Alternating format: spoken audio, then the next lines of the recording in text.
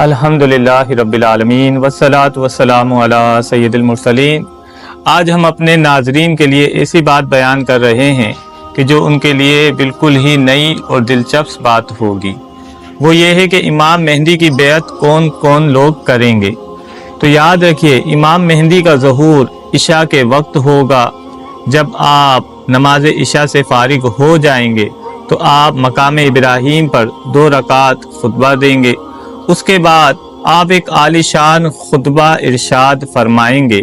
اس خطبے میں آپ ارشاد فرمائیں گے کہ لوگوں، نبی علیہ السلام کی آخری نبی کی سنت کو زندہ کرو اور بدعت کو مٹا دو۔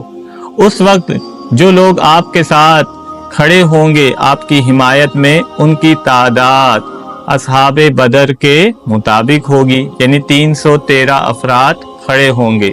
اور آپ کو یہ سن کر حیرانگی ہوگی